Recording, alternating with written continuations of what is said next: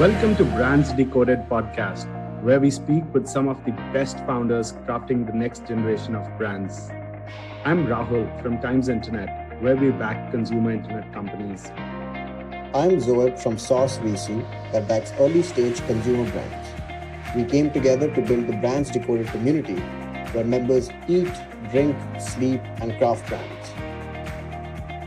Our guest today has been a founder, an angel, a VC, and a private equity investor. Wait, and it doesn't end here. He's also a really cool podcast host, and all of this while being only 30 years young.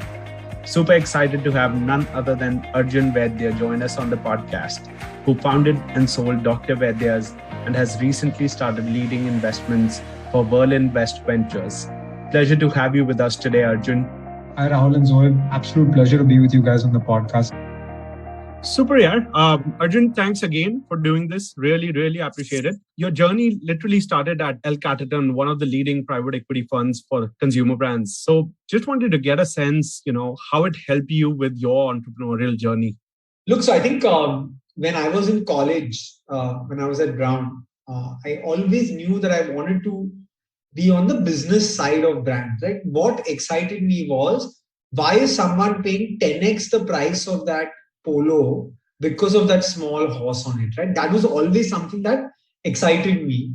And so I always wanted to be the business side of brands. My family business is actually in jewelry and watches. So I did a bunch of internships across, like I worked at De Beers while I was in college. I worked at Hublot, the watch brand, and I also worked at Condé Nast at GQ. And really saw sort of what was happening in brands, and that really excited me. So when I graduated from college, I wanted to work on the business side of brands, right? And LVMH Group, obviously, sort of largest group in the world in luxury, and so I thought great place to work. And fortunately, one of my dad's friends, who's also a Brown alum, met him for dinner. He's from the UK, and was telling him about this, and he said, "Look, you should chat with the folks at El Capital." It was called El Capital at that time. So got connected. Eventually, got an internship at El Capital, which translated after 6 months into a full-time role. So Ivy League educated guy who came back to India and then got an internship after my 4 years of college, but eventually sort of all's well that ends well. And I think from that perspective, right, I was really fortunate to, at the age of 21, 22, right, I worked there when I was 21 and a half to 24 and a half. And at that age, to be able to meet more than 150 entrepreneurs across apparel, lifestyle, food and beverage, wine and spirits, cars and bikes, cinemas, FMCG, food, all of these spaces, and really get that exposure was amazing, right? And with that, I also got to see three really interesting things, which eventually translated into what I ended up doing with Dr. Vaidya. Right? The first one was, I grew up in an India which was obsessed with imported products, right? So I'm a 90s kid. Maybe some of the people listening to this podcast are born after that, but I was born in 91. And when we grew up, right? We grew up in that India which was obsessed with imported products. I remember from my 11th birthday, I was gifted a Japanese electronic sharpener from a store that only sold imported products. And we had those stores. You guys will also remember that. Because what was Indian was considered substandard, what was imported was considered good, right? And when I came back to India in 2013, that had changed. We were happy to consume quintessentially Indian brands. We were proud of our heritage. We were proud of our legacy, all of these things, right? So that was one change I saw. The second change I saw was, I was the youngest member of the team at El Capital globally. So they said, hey, we've not done this thing called e-commerce in the US. We've not done this in Europe. We've not done this in China. Like we've looked at it, we've not done anything. So why don't you just check out what's happening in India and this thing and just do a project, right? And fortunately for me, that was the time when e-commerce was being built, right? Like I remember like researching companies like Myntra, Jabong, Zivame, Bluestone, Pepperfry, all of these companies in 2013, 14, and like asking myself questions like, will Indians buy clothes online or do they need touch and feel with clothes and shoes and stuff, right? So I think I got exposure into the early part of e-commerce, and Ayurveda was also undergoing a renaissance, right? Like Ministry of Ayush was created, government changed. All of these large FMCG companies were creating Ayurvedic products, right? Whether it's Colgate, whether it's HUL relaunching the Ayush range. So what was my family legacy was undergoing a renaissance, right? So I think my private equity experiences really sort of gave me this exposure to consumer entrepreneurs, and also catching these three trends: change in consumption of Indian brands, e-commerce proliferation, and Ayurvedic renaissance. Got it. Got it. And just to follow on, you interned at El Capitan. Your family is in luxury watches. Why didn't you go behind something, related to luxury? Look, I think, by the way, I got a full-time job in Capital. It wasn't just an internship. After 6 months, I was made full-time and all of that. Just wanted to clarify. It wasn't like I was an intern who then went and started my own company. But look, in all seriousness, right, my life story actually has a lot to do with what I did at Dr. Vaidya's, right? So my last name Vaidya means Ayurvedic doctor. I come from a legacy of 150 years of Ayurveda in my family. While Ayurveda wasn't a business, like a lot of people think that Dr. Vaidya's was my family business, it wasn't. My grandfather, they ran an Ayurvedic clinic. My great-grandfather moved from Gujarat to Bombay in the sort of 1920s and started this small clinic. And my dada took it on after he graduated from college.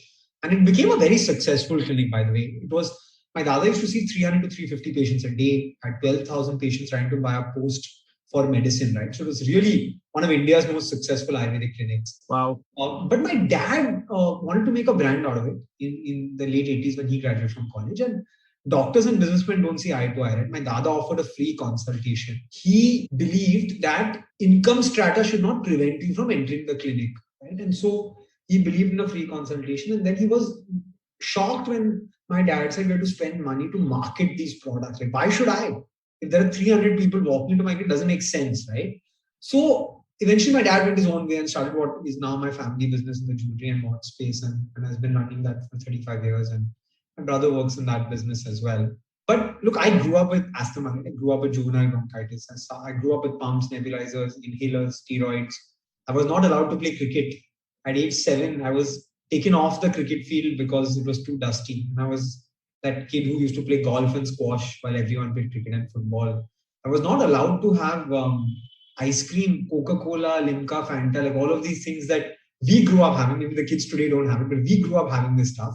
I was the only kid who couldn't have it, right? And asthma stopped me from doing all these things.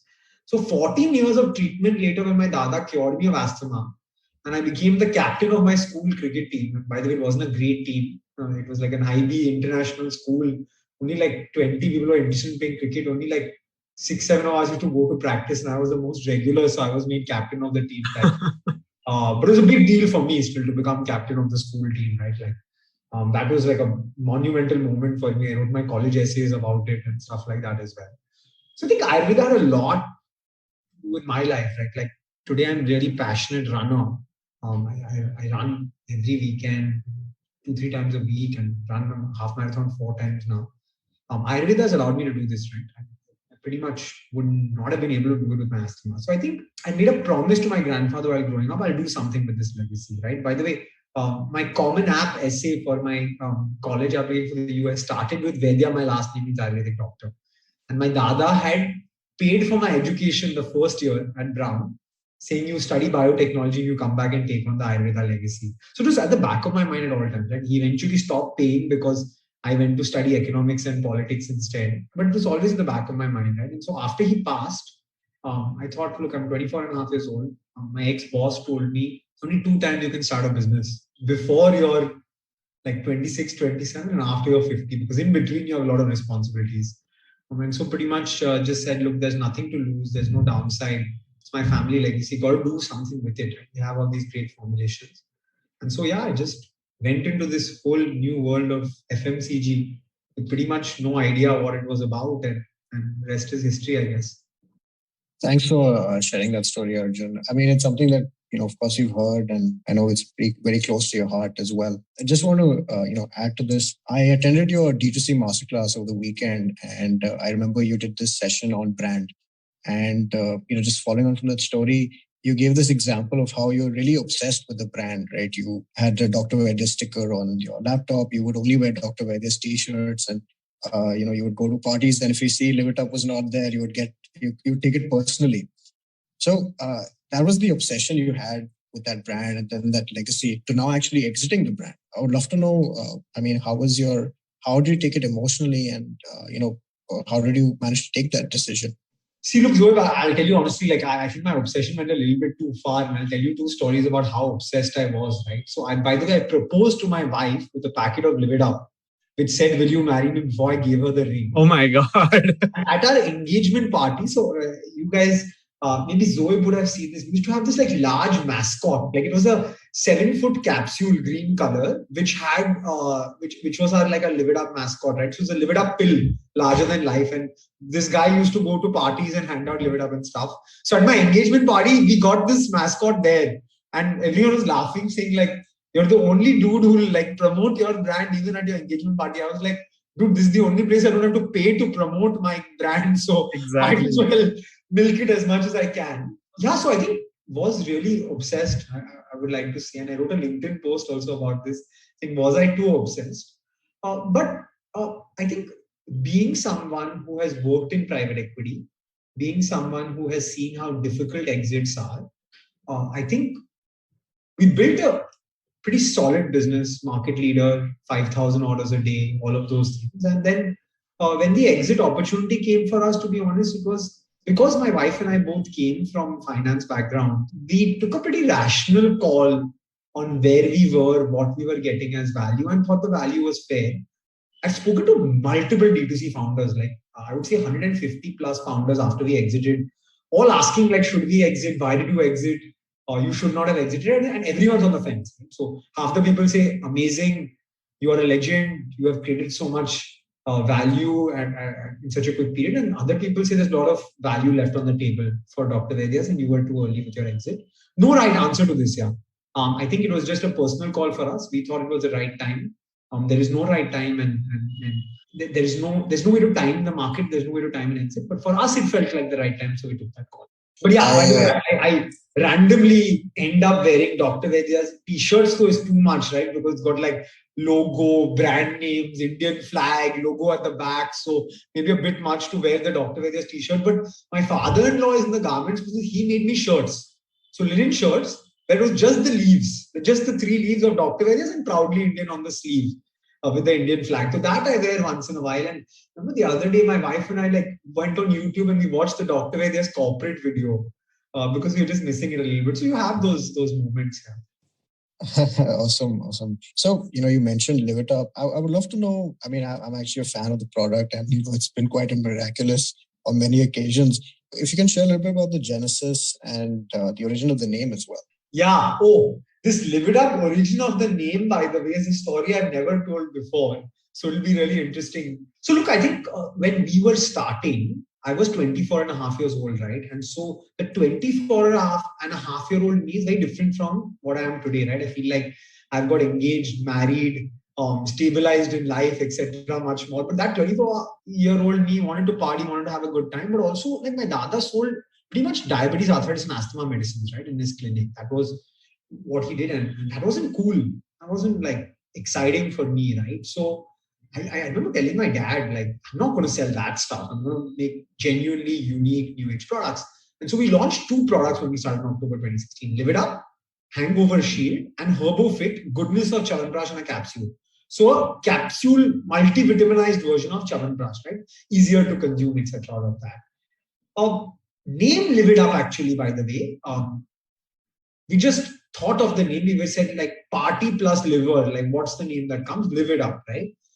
And love the name. Amazing, exciting, and no experience in business. So did a trademark search and then realized someone else has the name. But the guy lived in Breach Candy.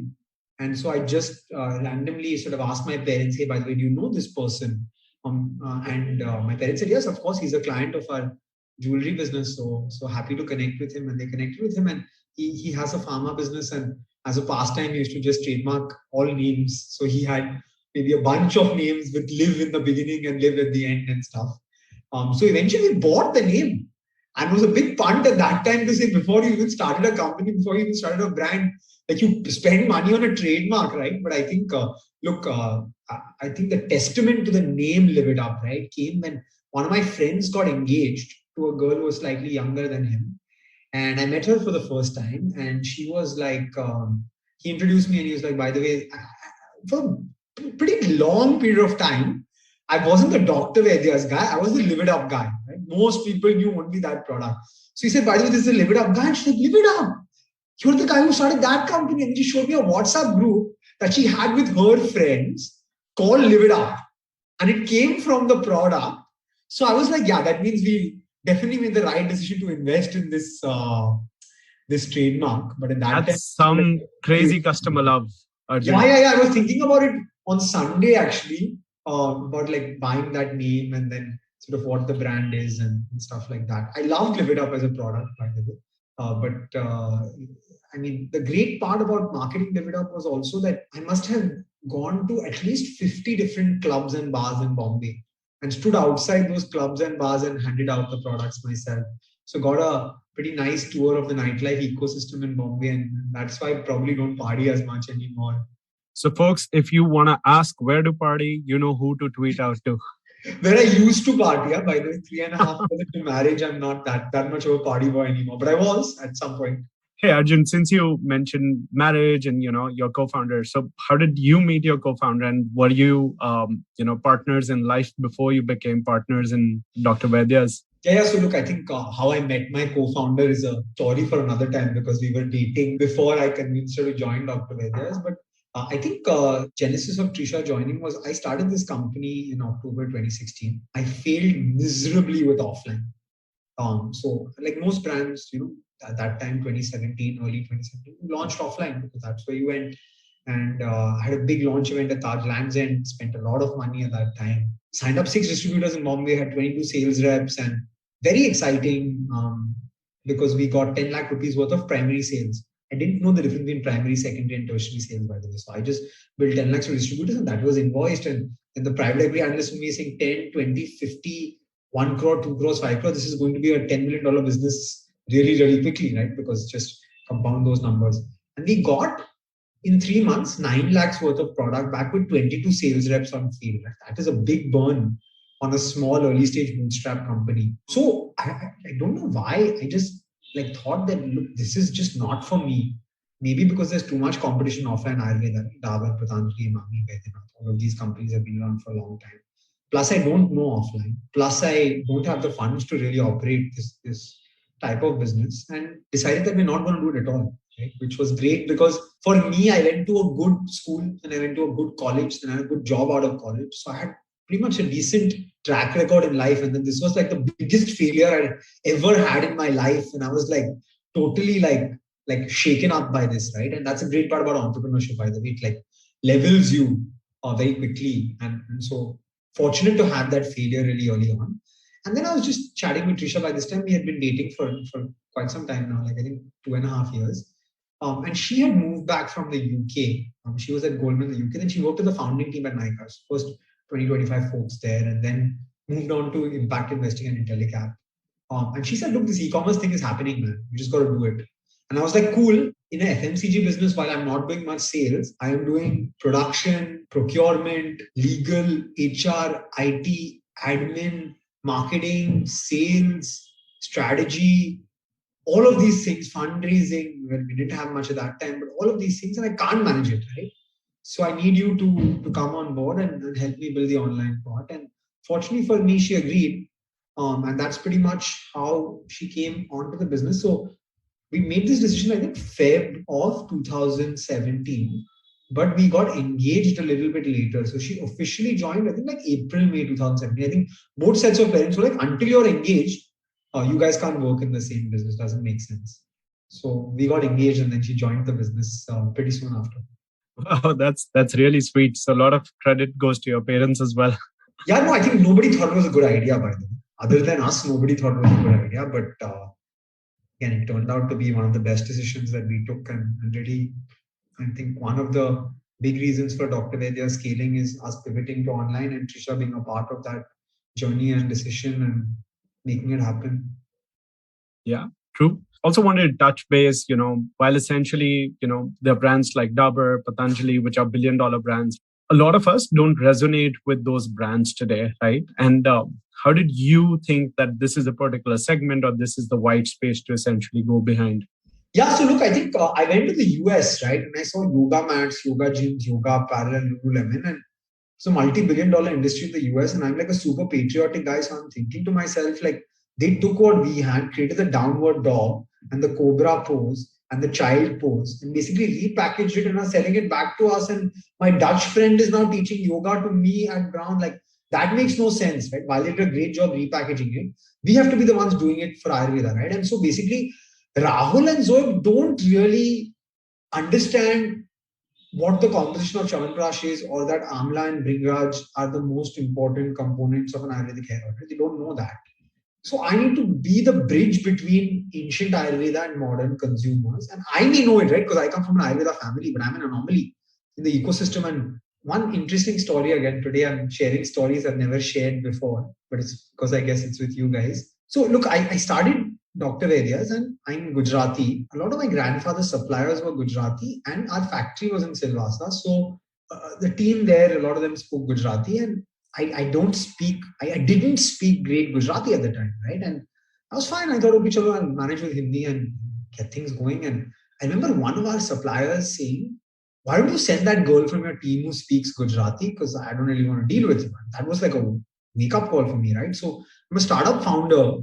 On Fridays at 12, I would be in my room learning Gujarati from a Gujarati teacher, right? And that's what startups make you do, right? So my Gujarati teacher would, like, we would discuss Ayurveda in Gujarati and Patanjali and Prime Minister Modi and all of the new initiatives he's doing and politics and stuff like that. And every time I talked to her about our product, she knew what the components were, right? And she knew everything about it. She was like, yeah, this goes into this and stuff like that. That's when I realized that that generation was the last generation that has a direct connect with Ayurveda. Yeah. But since then, independent India, allopathy has ruled the roost, right? And she was slightly senior lady. So that's the disconnect which we had to solve with doctors. We try to do it through new product formats, easy to understand packaging, and sort of thought leadership and communication to connect with modern consumers. So, Arjun, thank you for sharing that. And since you are sharing all these stories, I'm going to try and get another one out of you, which is how did the switch to Verlinvest happen? If you can share that story about us, and also what can we expect out of Verlinvest ventures going forward? Yeah, look, so I think this is not a secret and all of that, but I'll tell you what happened, right? So look, we exited the business in March of 2021, and we thought we'll take 6 months off and start another brand. And as unpredictable as the last few years have been, we had planned to go to London from May to July. Trisha studied there. I really liked the city. And we had tickets to the Euro finals as well, which we had won through the lottery. So we had semi-finals and finals tickets in Wembley. And yeah, we couldn't go to London. So pretty much stuck here. And did a bunch of traveling, which we were fortunate to. But realized that, look, I think it's early to start a brand for us because we're tired fundamentally. Right? We were bootstrap founders who did the business ourselves, right? So when COVID hit, we were in the warehouse for 3 months packing orders ourselves, and it takes a lot out of you. So we weren't ready to start another brand. And said, what can we do then? Look, we have these insights and learnings from 4.5 years, and pretty much we should be the people that give these insights back to the ecosystem. So we wrote a playbook, which we teach as a course now across multiple platforms. We started angel investing, and that was really interesting, and backed some amazing founders, mentored, advised a bunch of B2C brands, spoke to like 150, 200 founders. Then said, like, this is what we enjoy, right? And a bunch of fun conversations happened. Most of them actually wanted sort of advice on how to look at the D2C ecosystem, because there's a lot of euphoria and it's hot and all of those things.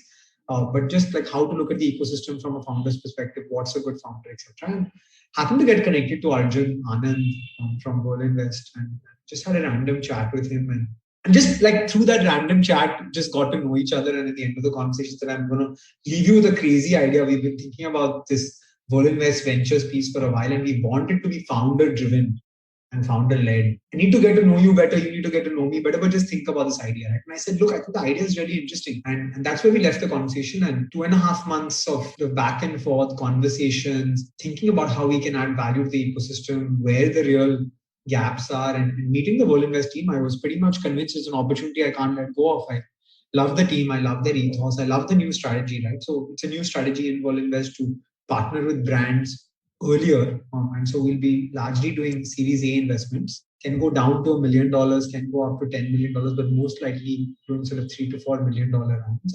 And I think from my purpose in life as well, of adding back to the consumer brands and D2C and e-commerce ecosystem, I think it just seemed like the right step. And so I'm really excited for what lies ahead. Hopefully, I can add some more insights and learnings from my experience as a founder and back some amazing companies. But I think really early for me to say what happens. Can't imagine what a Arjun raised to power 2 is going to do.